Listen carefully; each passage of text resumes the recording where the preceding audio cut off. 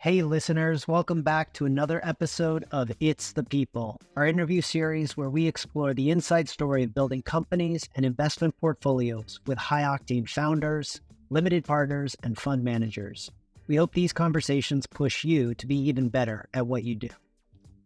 In this episode, my partner Andy Greenfield and I had the opportunity to interview Mike Tucci. Mike is a builder and operator at his core, who has served in senior executive roles at many of the most successful retail brands on the planet, including Coach, Gap, Macy's, Old Navy, Rag & Bone, and Todd Snyder. He has also been a key advisor and/or board member to companies including Allbirds, The Fresh Market, and others.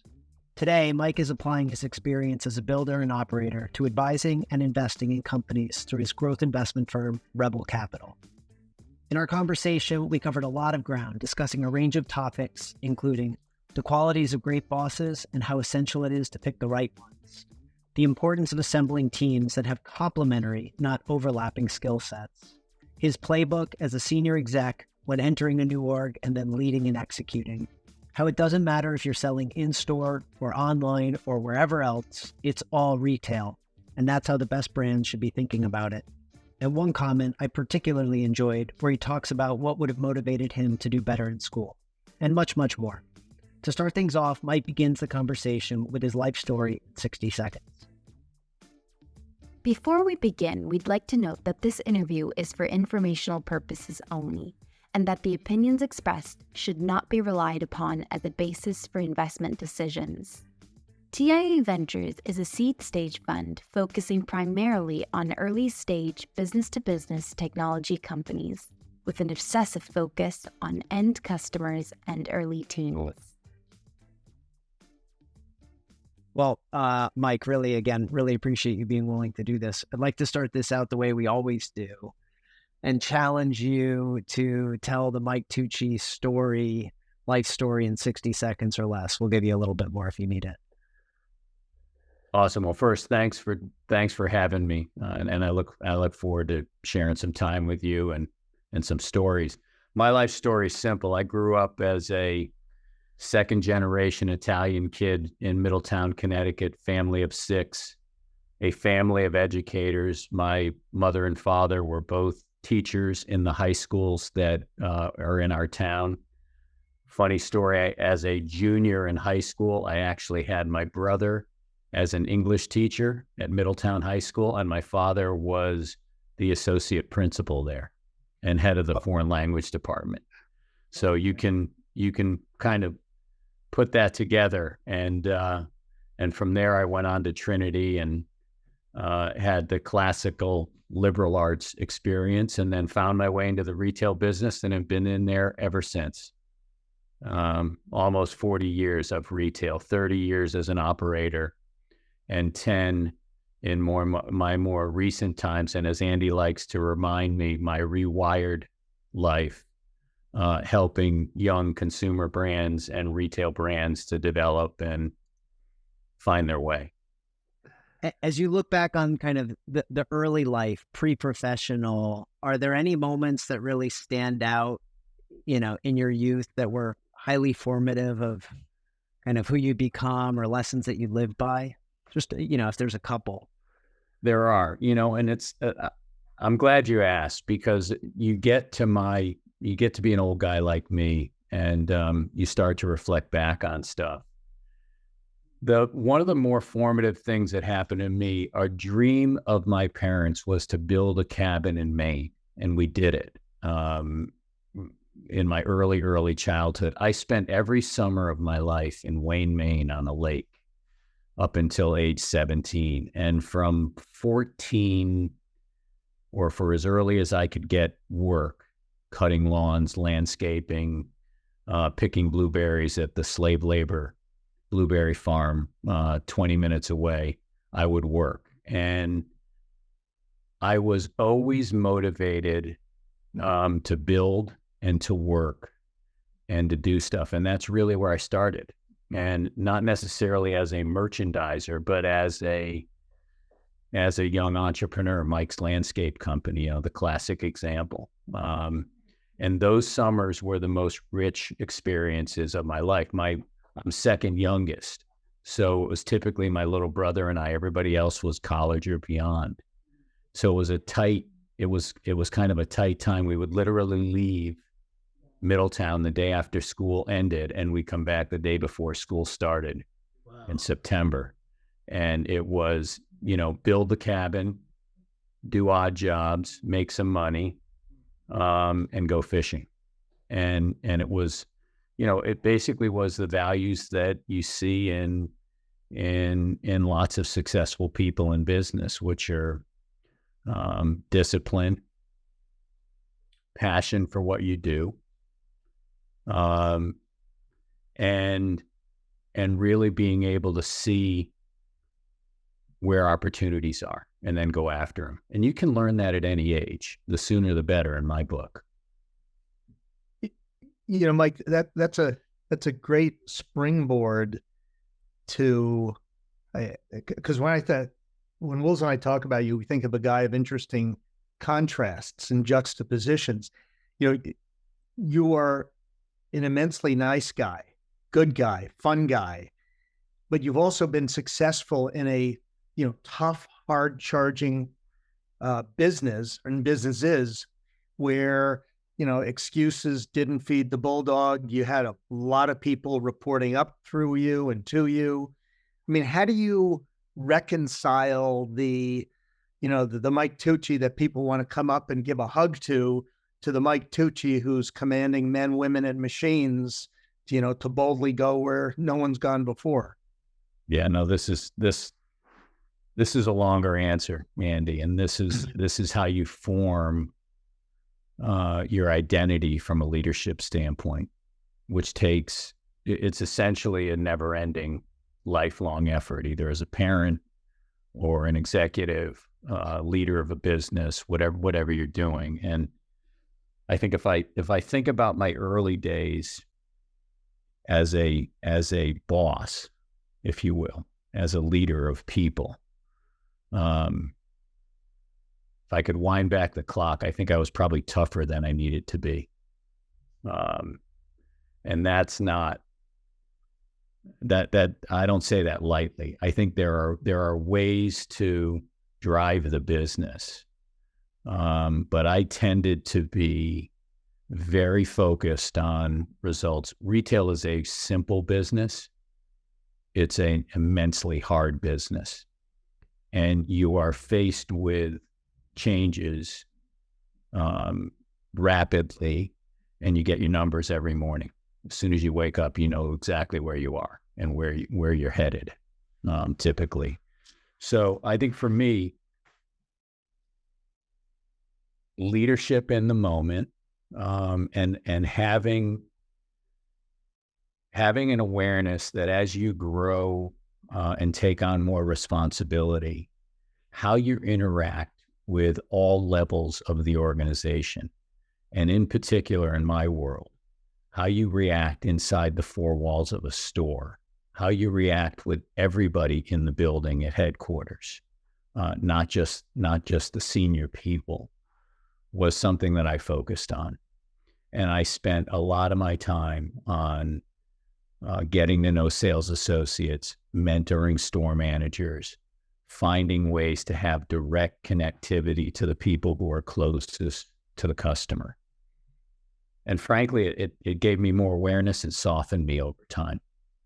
And I wish if I could wind back the clock, I'd actually pushed harder on that earlier in my career. The wisdom of piling up those birthdays. Yeah, absolutely. Mike, this is, I really love the way this has already started out. You went on to Trinity, and just building on Andy's concepts of contrasts here, you were an English major, English lit, and you were on the football team. I guess if we start with your kind of like football experience, being on a team, and you built teams, any thoughts about like the importance of your athletic career or the importance of athletics in general? Because I know you're involved with the charity as well that helps support student athletes from kind of disadvantaged situations. Thoughts about like your early athletic experience and kind of being competitive there, and what that may have, like how that may have formed you for business. Yeah, well, football and lacrosse to some extent, but football as the lead piece was actually a gateway for me to get into Trinity. I wasn't a great student. If you paid me to go to school, I would have gotten much better grades. So, I was okay in school, and I came from a family of valedictorians and salutatorians and Rhodes Scholars and all that stuff. That wasn't me. And we all played football, but for me, football was a gateway to get to a place that was aspirational. And what I liked about it over the course of the 4 years, was that you have an opportunity in sports, team sports in particular, and then in organizations to be part of something collective, to be part of a group. People want to be part of a group. They, that's human nature.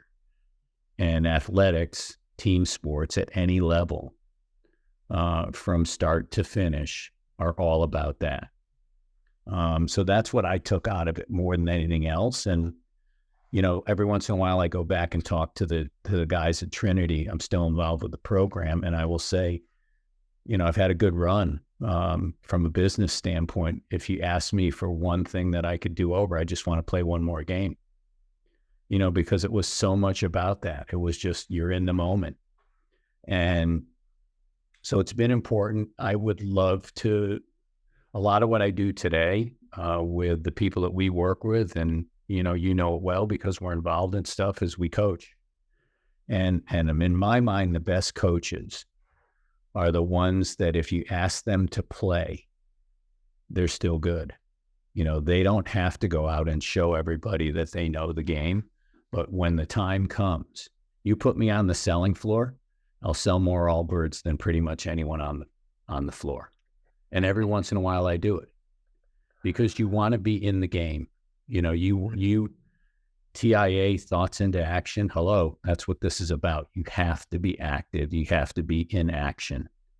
And that's what sports gives you that, in spades. If I could just, on this one thing, you talked just before this about always wanting to make sure you were talking to the people inside the four walls, people on the floor, talking to customers. Did you find that you were even doing this when you were on the football team? Like, did you have, were you talking to every player, every coach, people in the stands, or was that kind of a skill that you honed after, your academic and athletic career? What's funny is that if you're inherently an introvert, which I am, you tend to be more extroverted around things you're passionate about. So my episodes of extroversion, is that a word? Come in things like sports, where I can express myself, things like fishing, which is a passion of mine, and business, building businesses, particularly businesses that we make something and try to sell it to you, which is pretty much all I know.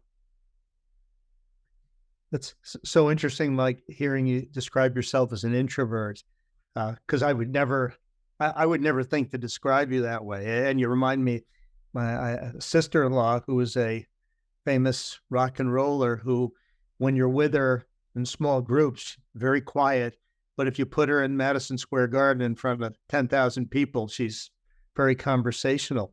Yeah. I want to stay with this theme of these interesting, I'll call them Tucci juxtapositions. You're a guy who's been very successful, charismatic, dynamic kind of guy, obviously smart, but you also have this other piece that very often doesn't go with all of that. And that's, I think, a humility, an ability to listen. And I've watched this in meetings, you listen really hard, you remember, you're all in this conversation alone. You've kind of spun back things that we talked about probably 2 or 3 years ago. So where does this, this combination of strength, confidence, etc., success coupled with this humility and ability to listen, any sense of where that comes from? I'd like to be better at listening, actually. I'm getting better at it, but it takes work. Some of that comes with experience, Andy. You've been through some wars. You've seen some stuff. One of my bosses who was extremely influential in my life, Lou Frankfurt, our CEO at Coach, who I worked really arm in arm with over my entire career. He used to remind me, he said, make sure you differentiate between skirmishes and battles. And the way that you do that is you listen and you take it in.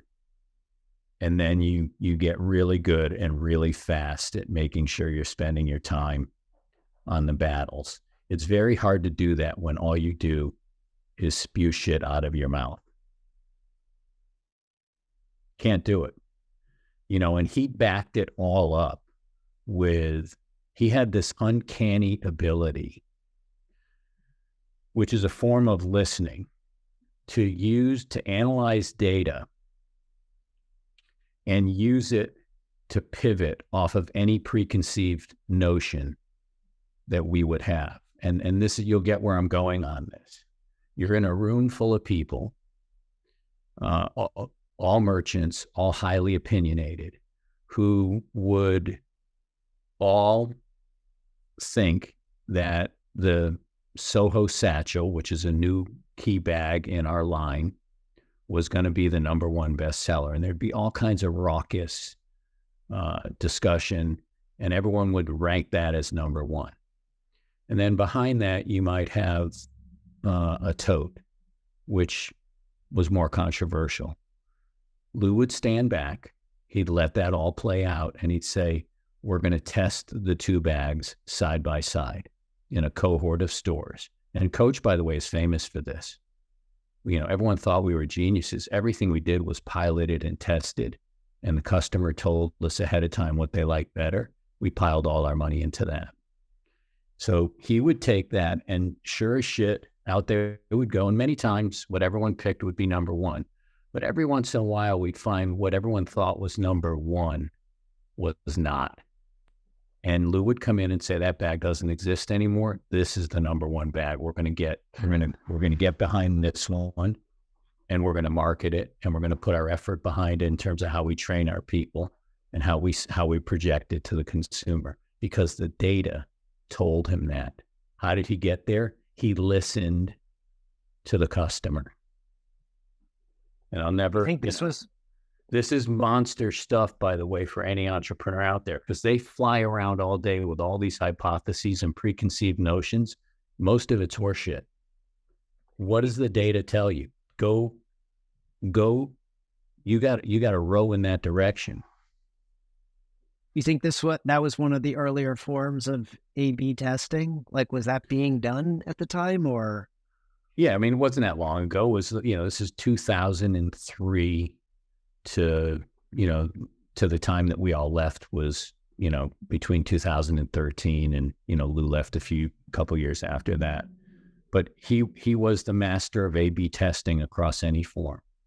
We would do it in our direct marketing, in the way that we just, back then we were doing catalogs. This is pre-digital.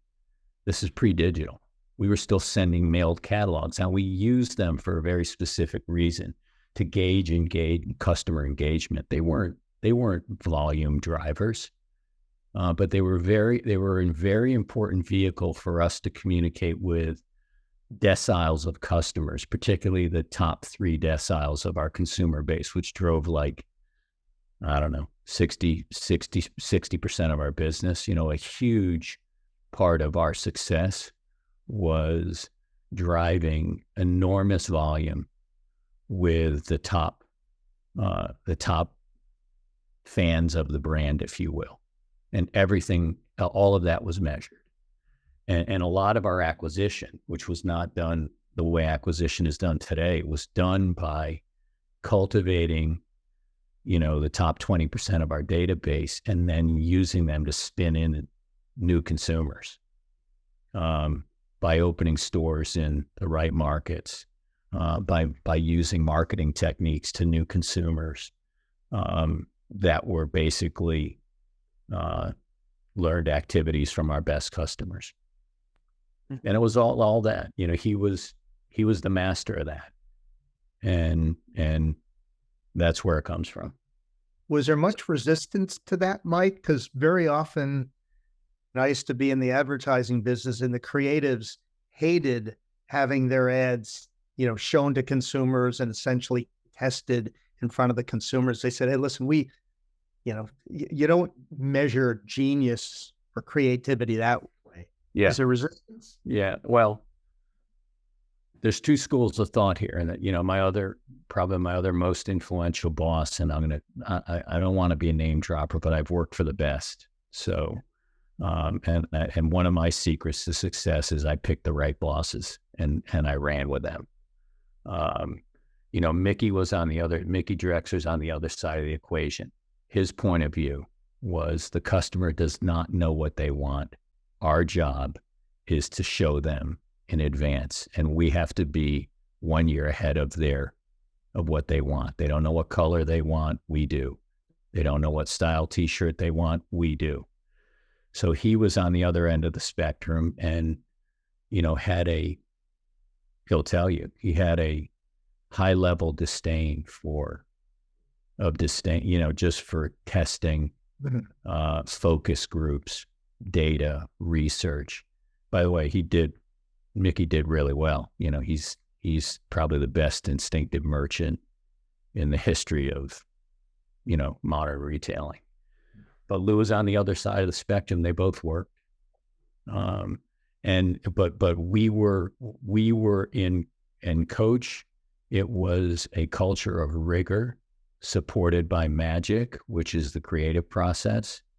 At Gap, it was a culture of magic supported by rigor, which was opening great stores and running them like crazy. It was not as data-driven. It was much more gut. Mike, you just had this great comment about picking the right bosses, and yet there's two bosses on either end of the spectrum, it sounds like. And a lot of our companies have bosses. How do you go about picking the right boss? If from a strategic standpoint, you had two individuals that were very different, in their kind of business building philosophy, but they were both great bosses. Any kind of fundamental characteristics that you look for in a great boss? I mean, drive is important, integrity, all the classic stuff. But Mickey in his own way, and Lou much more in a transparent way, would always hire to complementary need. They were not big on hiring versions of themselves. So I came into Coach, and my job was to be the operator, be the engine and the mechanic of developing our business at retail across all channels, wholesale. By the way, it's all retail. There's no difference in my mind between something you buy in a department store or on a website or a partner's website or our own stores. It's all retail. You're selling to the consumer through different medium. So that was my job. And Lou said, this is what I want you to do. There's no one here to do that. You own it. Make it happen. So I think the best ones that I've seen, and the way that I made decisions on where I wanted to go work, and I've only worked for a handful of companies, is, am I going to have an opportunity here to carve out a piece and develop a piece of the business? At Old Navy, at Gap, it was simple. I was leaving Macy's. I had migrated from a department store upbringing to specialty retail because I launched Aeropostale specialty at Macy's and decided that's what I wanted to do for the rest of my professional career. And I went to Gap as head of men's as part of the founding team there and rolled out Old Navy. And the opportunity there was, we need somebody to do men's, men's, come do it with us. And it was, me and a handful of people and a great team that we built. And Mickey said, let's go do this. And the rules for him there were everything that was against the rules at Gap: logos on product, discounting, item of the week, large stores, all of those rules that if you went in and said, I want to do this at Gap, you got thrown out of the meeting. We did all that at Old Navy. It was everything we weren't allowed to do, and it went nuts. And that was all him. He said, this is how we're going to do this. I can't allow it in a Gap store, but I can go do it. And I can create some havoc for the Targets and some of the other lower tiered segments in the business that we can outgun from a fashion and creative perspective. And that's what we did. So you can't ask for two different types of leaders, both unbelievably effective, both had a knack for picking talent and finding ways to motivate that talent and let them fly. Every once in a while you get your wings clipped, but usually you deserve that. You get out of line and, get out over your skis, and you got to get trimmed back a little bit. So that's a perfect springboard. Like you mentioned how these guys attracted great talent. We've seen that you've been a magnet for great talent. I mean, we met you through a guy who started working for you when he was 22, and now he's, I don't know how old Jimmy is, 50 something. We see the folks that you've attracted to your current venture, the guys who sit around the table at Fire Pit. So you've been able to attract some really good talent. So let me ask a question that may be awkward, since earlier we mentioned that you exude a level of humility as well. How do you do that? What is it about Mike Tucci that enables you to attract good people, and not just good junior people? You've got a bunch of good, sitting around the table at Fire Pit are a bunch of very, very successful folks who obviously want to be there, be around you, work together. Yeah, no, I think same principles though, Andy, in that if you look at the core of my group, both where we actively invest together, and we only take positions on stuff that we can have impact on and have participation in. We're not spray and pray, we're not check writing, and we don't have other people's money to manage. It's just a handful of us. You look at the group, you look at Tony. Tony is one of the best on the ground real estate development guys ever. You look at Jim Scully, arguably one of the best operating financial business building guys in the industry within retail, has tons of experience, has tons of turnaround experience. You look at Mike Eck. Mike was one of the most successful consumer retail investment bankers in the game. We're all complementary to one another. Nobody really, I focus on brand and customer development. So I'm looking at ideas saying, does this thing have a place in the market? Do I have a feel for where this can go? Mike is looking at it from, who are we going to sell it to? If we like it, who are we going to sell it to? Jim's looking at it and saying, what's the structure of this thing? What's the governance and strategy and rigor that has to be put in place so that this business can be formed? And Tony's looking at it saying, can I see a place for this in the world from a commercial standpoint? All very much complementary to one another, same principles. And I find that you're better off. The easy thing would be to get everybody who, is the same together in a room. But it doesn't amount to as much. You're much better off having a blend and having diversity of talent and skill set. And that's how we form the group. Now, we all have common interests, but, that's an obvious.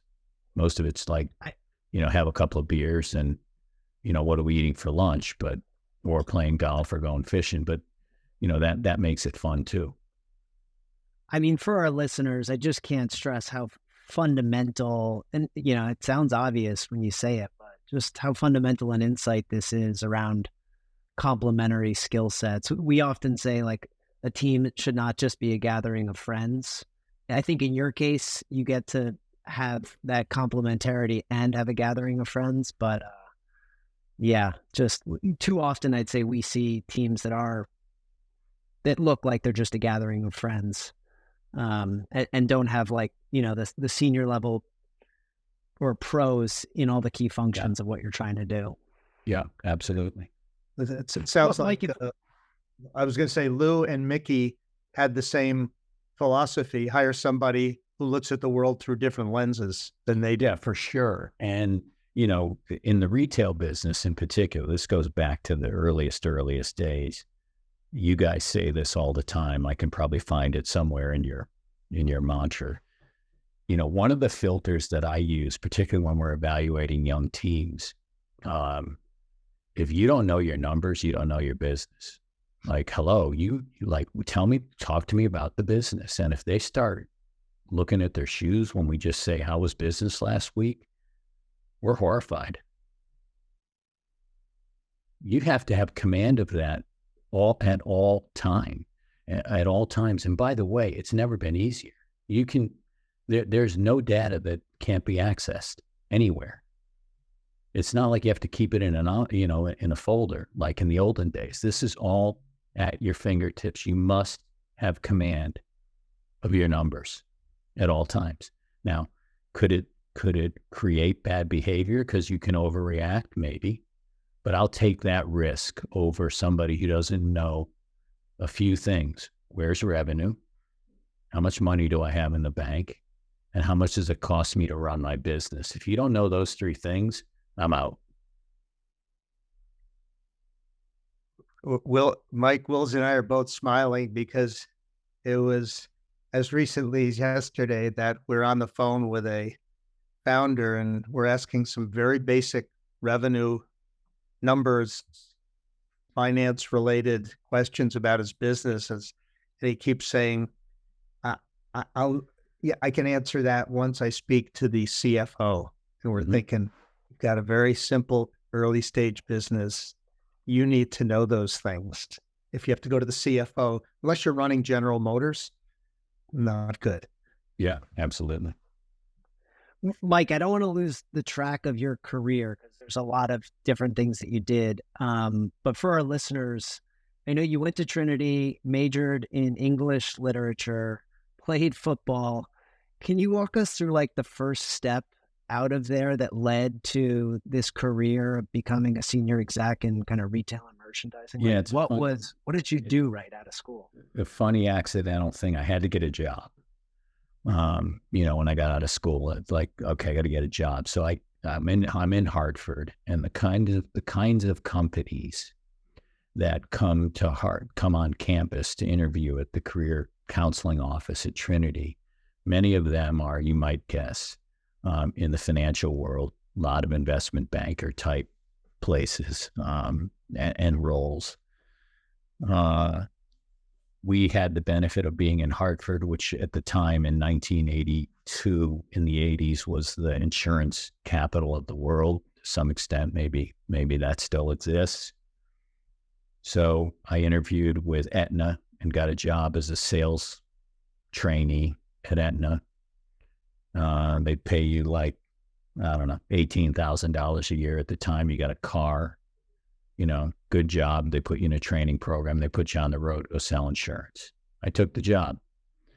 Along the way, I also interviewed at a place that doesn't exist anymore called G. Fox, which was a regional department store, part of the May Company. And we had G. Fox stores in Connecticut and New England. And they had a training program. I got a job offer there too for like 10 grand or something to work in their training program. I liked the job better, but like my father would say, you're going to work in retail. What do you do? Go like ring cash register? Well, they don't. It was opaque. No one knew what that really was. But there was something inside me that said, I like the job better.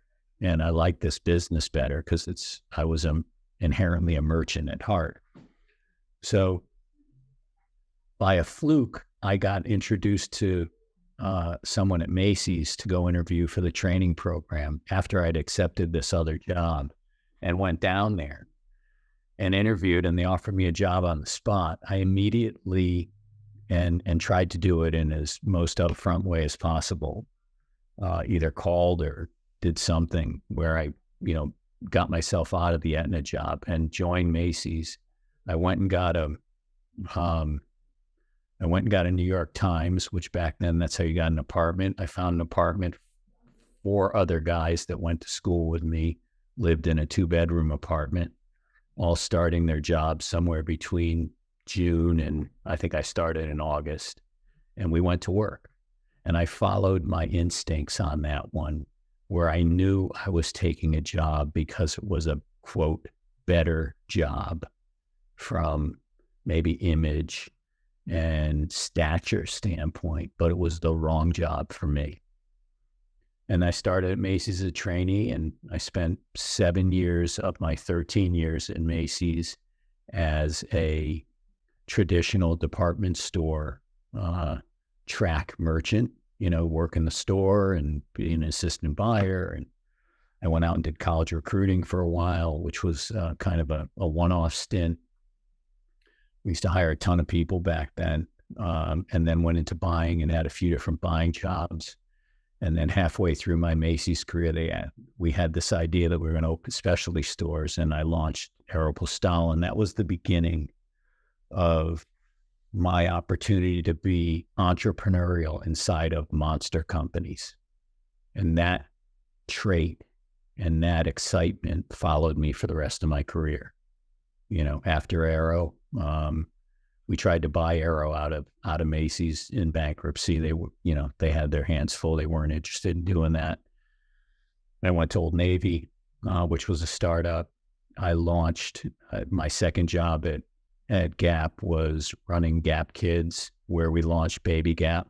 You might know that one, the baby business within Gap.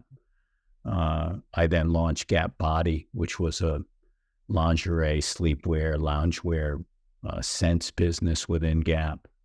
And then my last job at Gap was head of all direct back when e-com was very different from what it is today.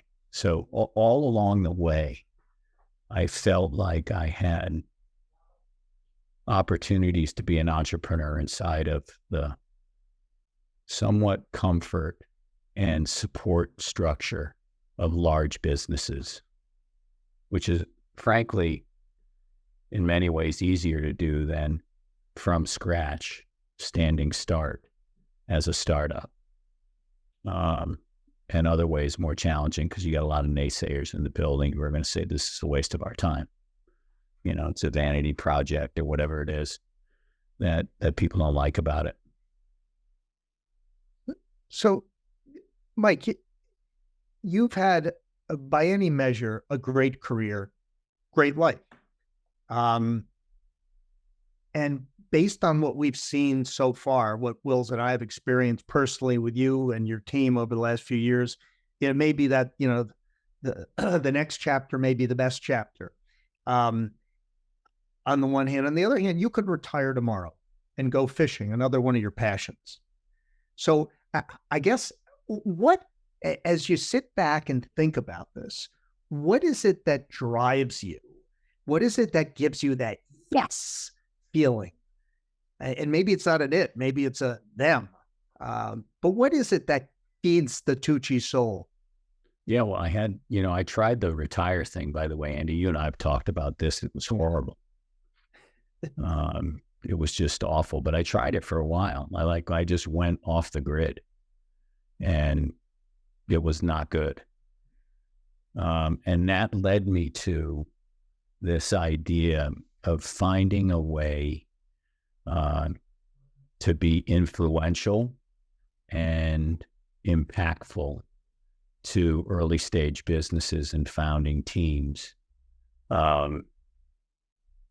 And that's what we've spent our time on. And that's where the juice is at the moment. Now it's easy. There's a ton of guys out there like me who have had long careers and, have flexibility to be able to go out and say they're doing venture, they're doing, they have a fund, all that stuff. And that's all, we do that. But I'm more excited about the work. Like, I'll give you an example. You guys know this because Mike Myers down at Reflex, our gig economy work platform, where we're building a business down there to provide flexible labor into retail establishments to round out their labor to run a store. I'm with Mike last week. I met the team. Typical founder, month over month, we're flying, we're going crazy. September, he sees a little disruption. We don't know if it's seasonality. There's some change. There's some turnover in his stores that are using Reflex where we're providing labor. He's a little uneasy. I don't want to say he wants to jump off a bridge, but he's totally dialed into the business minute to minute. He's on it. And he's like, I don't know, the shifts are a little bit down. Hours for the month are, they're not trending up. We have, we go through a bunch of stuff. We had a follow-up call on Tuesday to work on some planning stuff that he and I are working on in terms of building out what we're calling a 90-day sprint to get to the end of the year. I said, what's going on with the business?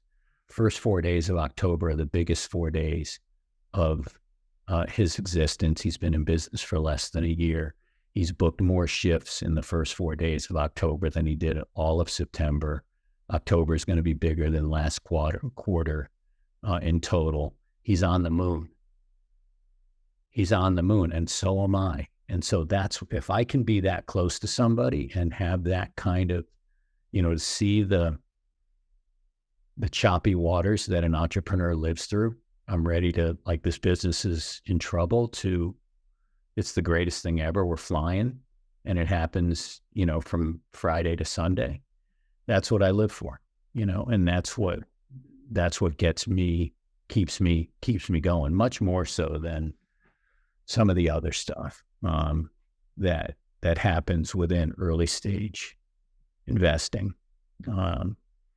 We had the same experience at Allbirds when we designed the first store, which I was very involved with, and then opened it.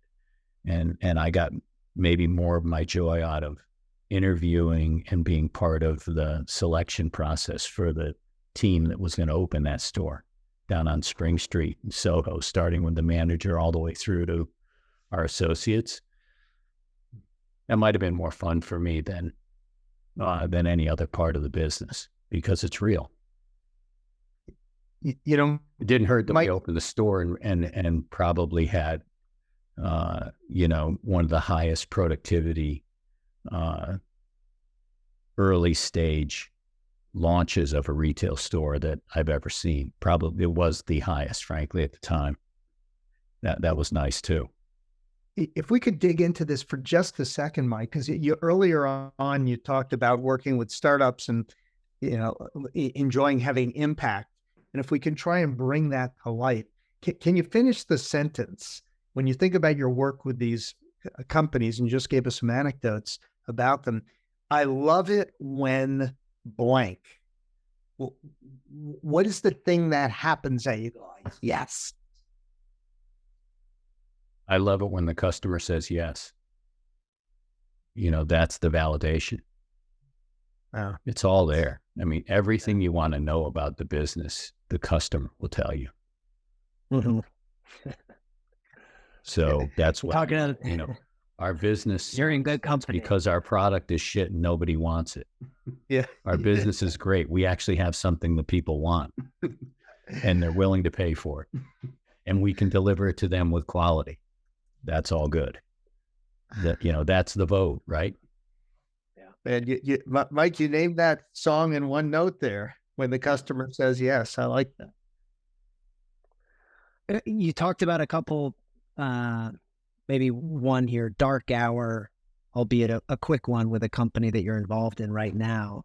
As you think back on your career, were there any kind of standout dark hours that you maybe couldn't talk about until now that you can share with us? Yeah, there's a funny story. This is going to make, we'll put it in the category of name dropping, but it's such a valuable story that I want to share it. So this is, when was it? It's got to be 2001-ish or so, somewhere around there.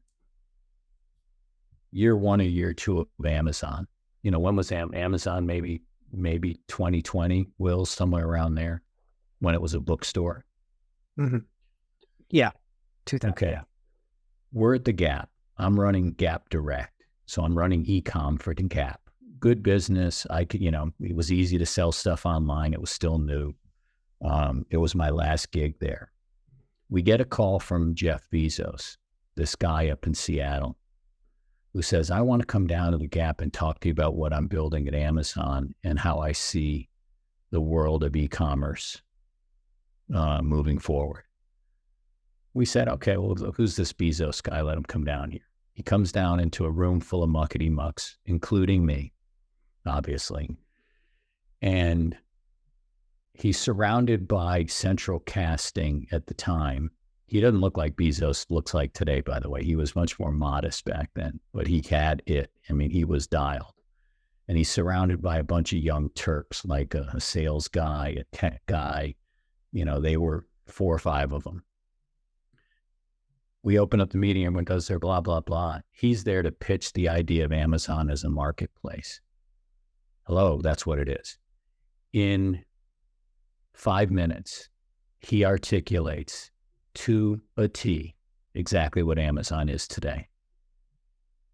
Everything about it: scale, own the customer, win by offering, win by owning search, and then offering the answers to search in the products that you're searching for, services. He laid it all out. We're all looking at him like, who is this guy? He's nuts. We rejected it, particularly me. So the lesson there was, I didn't know enough about a world that he was living in and that he was a part of. So my knee-jerk reaction was to dismiss it. Don't dismiss something that you don't understand, particularly out of hand. Maybe give, and this goes back to listening, give things that you're less comfortable with a chance to ruminate and do a little homework, because Bezos had us square cornered, dead to rights. And he basically, obviously you can see what he's done as the godfather of what we would call internet retailing back in the day. But he laid it all out in front of us. He knew exactly what he wanted to do. And because we were old school, vertical specialty store retailers, but we were dabbling in the world of e-commerce at the time, but still not really embracing it as our core, we let him get away. We could have had it. We could have been a part of it, frankly. We could have had whatever we wanted if we asked for it. So it's a huge lesson, and one that I carry with me today, where maybe be a little bit more, a couple of investments we've made in my younger self, I would have dismissed them as never in a million years. And now I would say, you can't be successful without this. Reflex as an example, which I would say the last thing I would ever do as a retailer is farm out my sales associates. You'll get crushed if that's the case today, because you can't fill a schedule anymore. People, it's just impossible to do. You need to complement your core team with flex work, and we can do that for you. So that's a perfect example of, I would have thrown the Reflex guys out of the building, so we don't need this meeting. Why do I want outsiders working in my stores? And now I'm a little bit more smart about that. Yeah, I can imagine that Amazon experience might leave both a scar and an indelible lesson. Yeah, wild. But he was cool. I mean, he was not cool, but it's just amazing to think about what he saw and what he was committed to. And essentially he did it with obviously he had help, but he did it. It was him. Yeah. And if you think about where that began, it was like selling books online. Who cares? Yeah. No, it was it was the marketplace. He wanted Gap to be a part of it. And we said, no way. That's maybe a good springboard, Mike, to think about, playbook, philosophy, lessons. You've been a senior exec at a number of major companies for sure. Is there a playbook, sort of the Tucci rules for the road when it comes to, how do you enter a market? How do you add value? Is there someone comes to you and you've done this, you've advised smaller companies that are doing this also in the retail world. So what's that first page in the Tucci playbook? In the world I'm in, and it's, I'm going to use product in a broad range of a broad definition. Product meaning what you offer. You have to have distinction.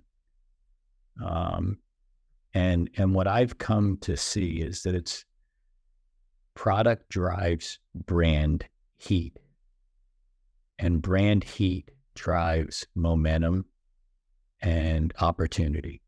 And then if you can execute, you can grow something and build something really nicely. I start product. What is it that does it taste good? Is it good? Whatever category we're in. And today, there's an enormous opportunity for displacement because legacy products and brands are getting old and they're getting retired. And if they're not able to maintain relevancy, they get replaced by something new. Lululemon, that thing started before anyone knew athleisure and this idea of what Lululemon is about culturally. They're already at a point where they have to start thinking about, am I going to age out? How do I stay relevant? And their answer, product development. And I wouldn't bet against them. Gap, have a proprietary brand with a point of view, and lots of freshness in terms of merchandising, and put it in company-owned stores, aka specialty retailing. We invented that. We filled in a lot of spaces between the department stores and regional shopping malls and did unbelievably well. We had our run.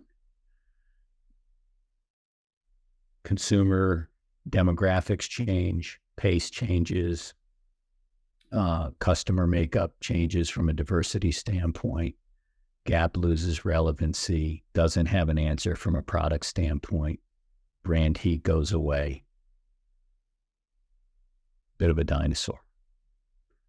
It gets replaced by Everlane, or gets replaced by you fill in the blank. There's an enormous window right now for emerging brands to replace legacy brands. Now, I'm not betting against Rolex. Okay, I want to be clear here. I'm not betting against the titans out there, particularly in the luxury premium space. But if I'm Rubbermaid, if I'm an old, dated brand, and I haven't embraced newness and product development, I'm nervous. Look at what Apple's done. They could have gone away.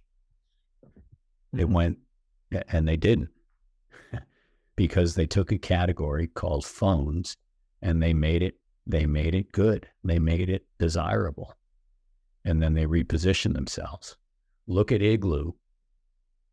And then Yeti comes in, which was born from a couple of fishermen who needed that Yeti to hold, literally to do what it does, and then became what Yeti is today, which is multidimensional status and frankly being driven by lots of people who aren't out in the woods hunting and fishing. Mm-hmm. It's a replacement, and brand heat was driven by product, not the other way around. It wasn't Mike, this is waffle. Nike started with the waffle trainer and the Cortez. They did something different with shoes before they became Just Do It and LeBron and their monster advertising, which is probably better than all, or certainly at the top. So that's where I land on this. And if what we're hearing to Andy's question is part of what has been your, I'd call it your B2C playbook, right? Because so much of what you've done has been around working with brands that sell directly to customers. But I know that you're also now investing. You talked about one, Reflex. This is really a B2B business. Yes. Are there any immediate transferable playbooks or lessons that you learned on the more kind of consumer facing side that you say, hey, like we can rinse and repeat, steal this best practice from what I did and apply it in B2B software, B2B technology? I do think, and you guys have been catalysts here and have helped me to be curious here. Retail is simple but hard, has relied on more traditional analog type solutions to support their business. Retail is unbelievably ripe for technology. There's enormous opportunity from a B2B standpoint, growth standpoint. I mean, look at LeafLink as a platform, to support that category. So we're seeing an enormous amount of opportunity to play catch up fast at retail. So another example, look at how you pay for stuff at retail now. Look at a company like Toast, which the last time I checked was like, it might be down 50%, but it's like a $10 billion market cap. All it is you stick your credit card in and you pay for stuff, or, chip scan it. It's changed the way we transact at retail. Labor scheduling, another monster opportunity within B2B, within retail. All of those places, I think we have been late at retail. And the emphasis shifted away from physical retail to digital.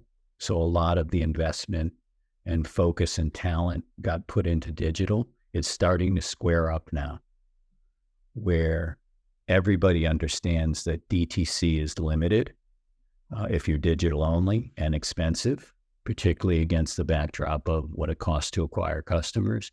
So you need to have a multi-channel proposition if you're a consumer brand.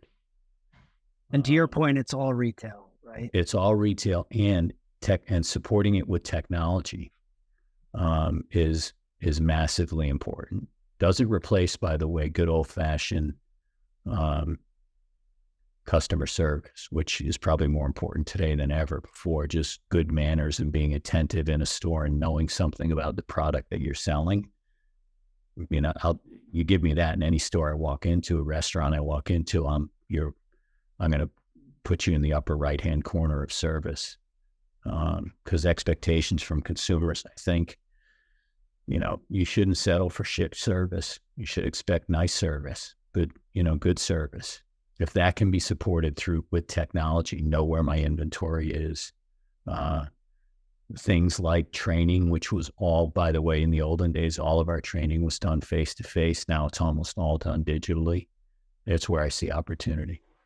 Labor scheduling, we've beaten that horse to death already. So that's the B2B opportunity as far as I'm concerned, and potentially products that you can sell with the endorsement of professionals.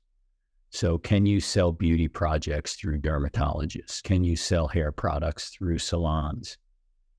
That's in a way B2B, because you're letting the professionals drive your credibility, and they're your testimonial. I think that's an interesting play too. just one quick step back to the B2C world, Mike. One of the things we always talk about is the cost of switching. And in the B2B world, once a piece of technology gets embedded in the stack, it's much tougher to pull that out because there's a lot of pain associated with that. In the B2C world, the cost of switching is just about zero. If I like those jeans, I can buy another pair if these guys are out, or another brand. If I was a B2C founder, and one of my biggest fears in launching my brand was, how do I keep the customer when the cost of switching is zero? Your advice to that person would be what? That's a really hard answer. I think one is, who is your customer? Really understanding who your core consumer is probably most important. And there's a very different utility versus fashion are two very different things in the consumer space.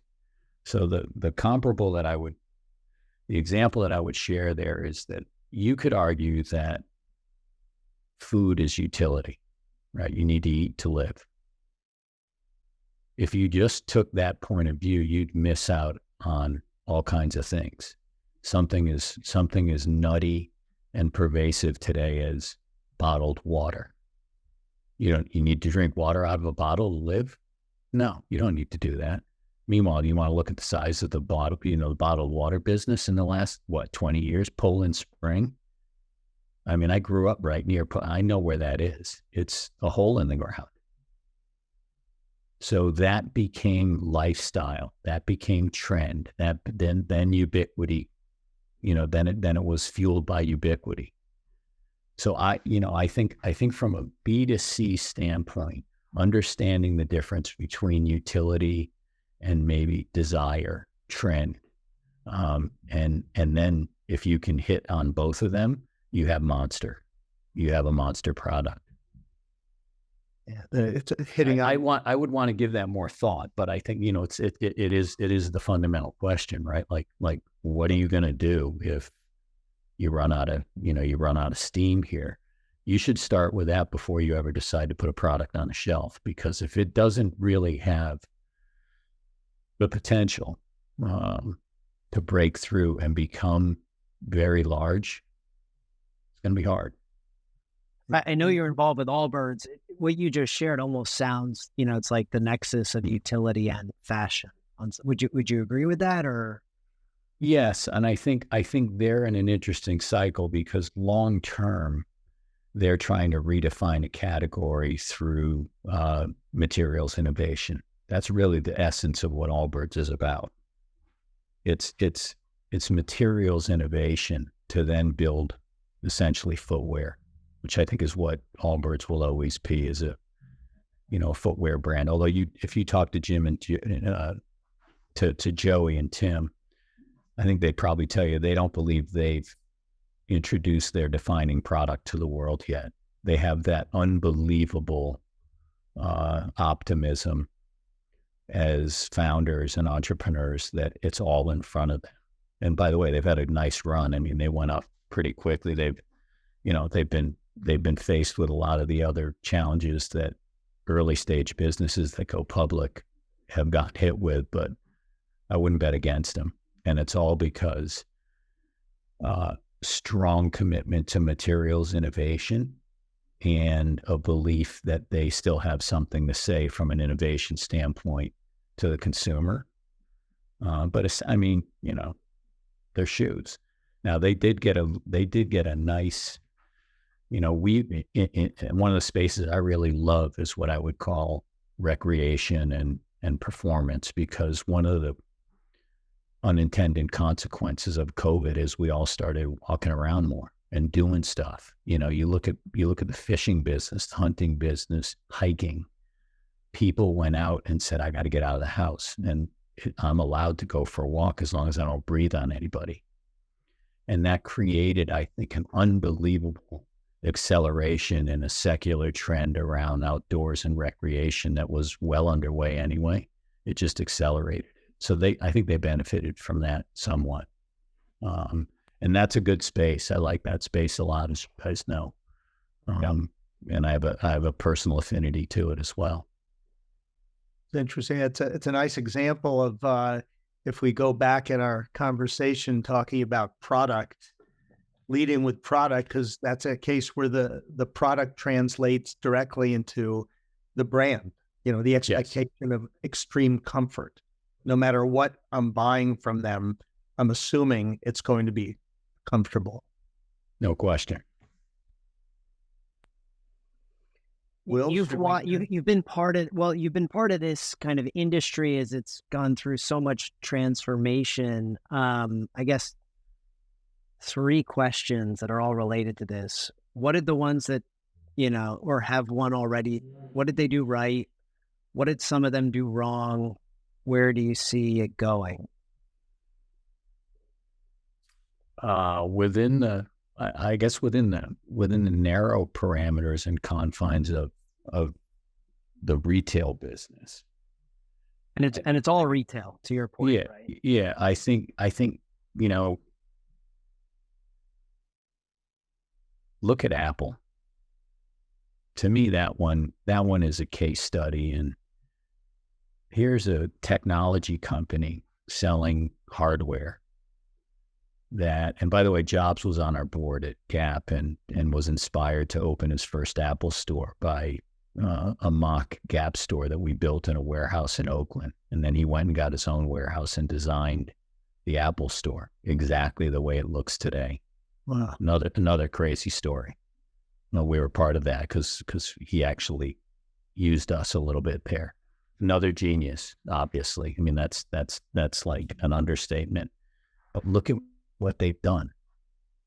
And you want to tell me that Apple would be what it is today if they didn't have their retail platform? Not a chance.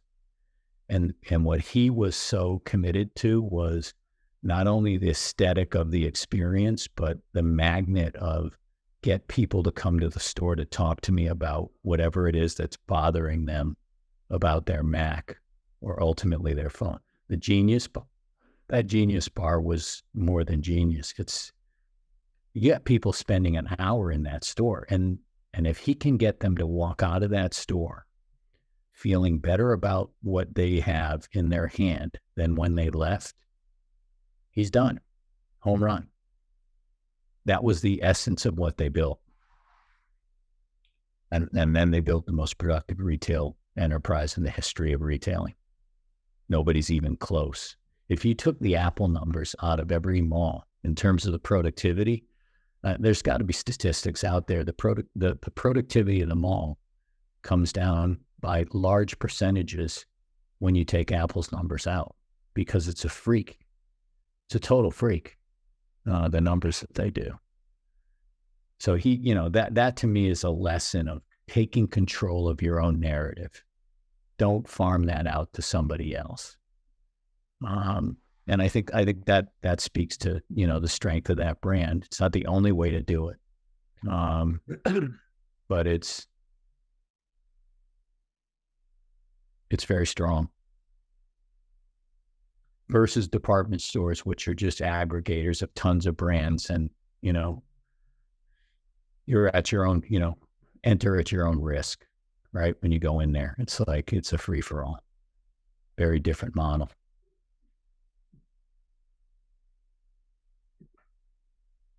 Curious, Mike, since, there was a point where people were saying malls are the future. That was back a number of years. Now we hear, or over the last 10 years, they're dying. People aren't doing that anymore. Amazon's killing them all. Recently had a mall built in, between where you live and I live, Norwalk. Of course, yeah. What's, as a guy who knows retail and has been in rooms with people who are able to see into the future, are we going to be seeing, I don't think they're, from a North America standpoint, they're not going away. There will be there is significant consolidation underway, but the important, powerful super regional centers will only get stronger. Anything below a B mall in terms of productivity is in trouble, and will probably get re-engineered into something else. But what you are seeing is that malls are really working very hard to become more diversified in their experiences and their product mix. And they're also working harder, although we have a ways to go, to be maybe more reflective of the communities that they service in terms of mix. That takes a little bit more time, but I think that's underway as well. The other place that I think does have a future and will always be around, but again is probably oversaturated. I think outlet centers will continue to do very well because the product's gotten better and there's value there. So if I had to generalize, I'd say malls will get smaller. They'll get more diversified with services, particularly around food and entertainment, and they'll be more open air and less. Malls go to a mall that's an enclosed mall. I don't care if you're in a good one like a Garden State Plaza or the Westchester here in White Plains. They're a little depressing. It's, don't you have something better to do than come here? So they're aware of that and they're trying to make it, they're trying to change that versus an outdoor lifestyle center with a little bit more buzz to it. The Domain in Austin, which has an advantage because it sits in Austin, but still is more appealing. Yeah, my last 5 visits to the mall were to go to the Apple store. So yeah, that's because you had to, because you had a need. So you went. Now you probably didn't do a whole lot other than that. That's exactly. Which isn't great for them. So Wills, we've had Mike here for a while. Yeah. Should we head to Mike, you've been really generous with your time here. If we could just, take. I hope you get something out of here, some content out of here that you can actually put out into the real world. You've given us enough pearls to create multiple Nefkosas here. Awesome. If we could do the last piece here, rapid fire, we'd love to ask you, a handful of questions and just get a super fast response from you. Best decision you've ever made? Go to work at Macy's. Worst decision you've ever made? Haven't made it yet.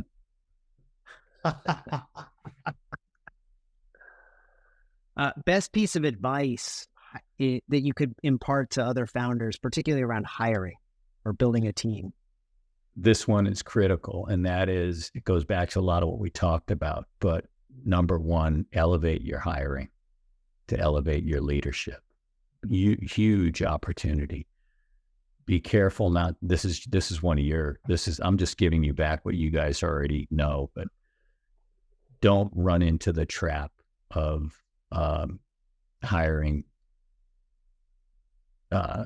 too low. That's going to sound awful, but you understand, experience matters.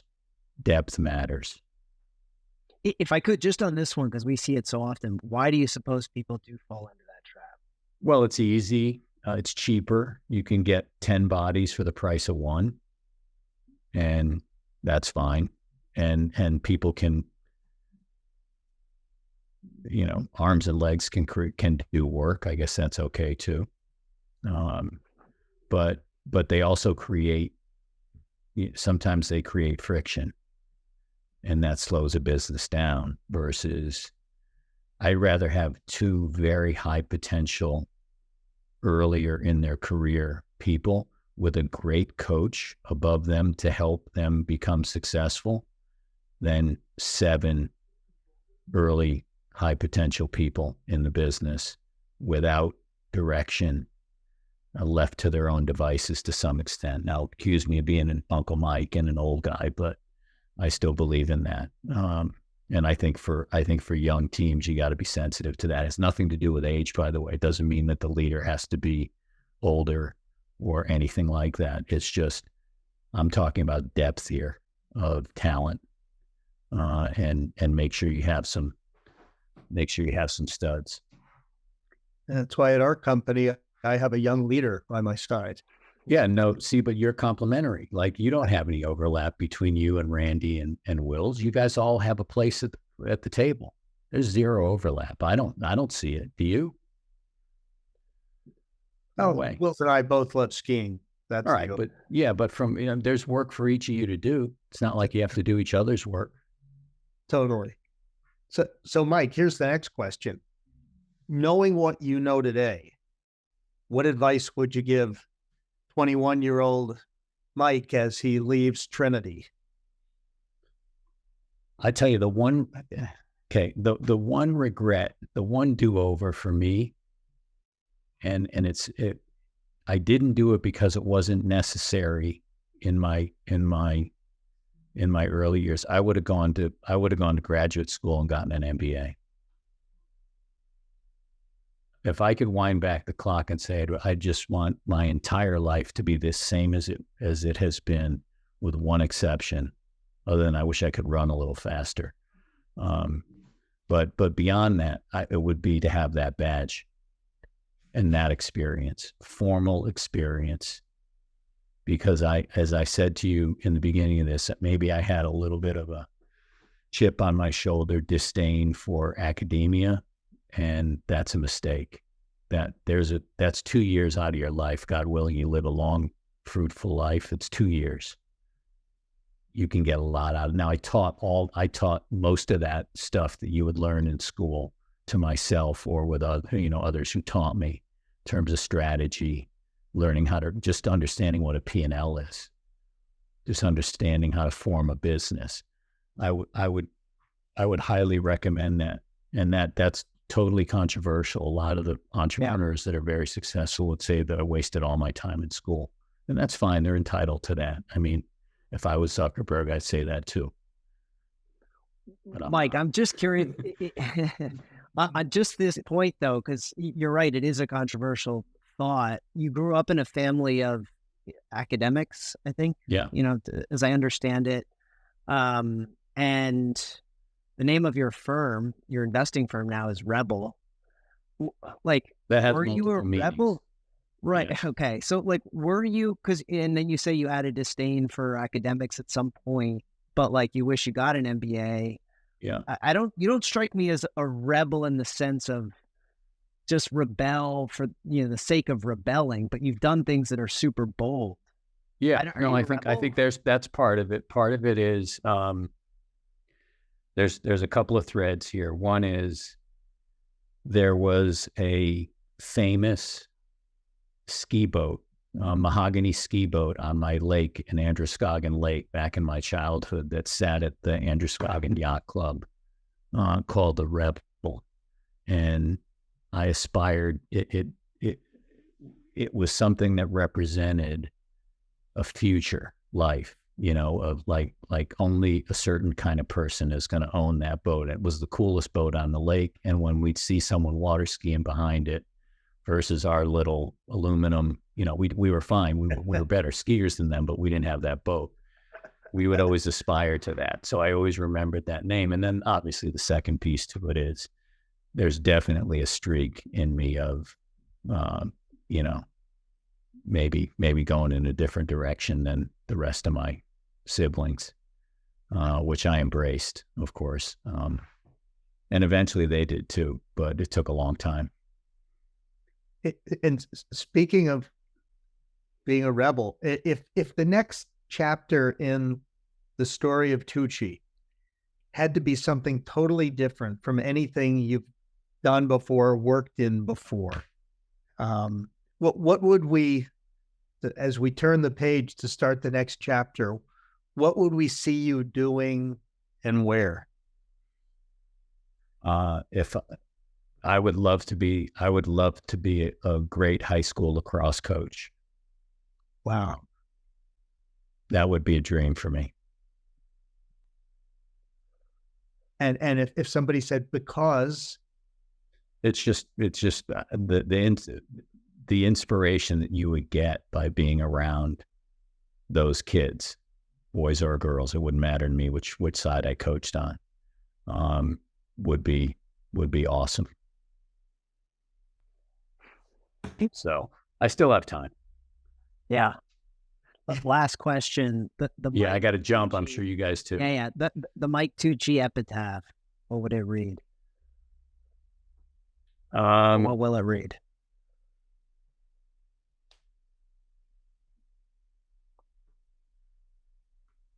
Good guy who liked to fish, who did a lot of stuff.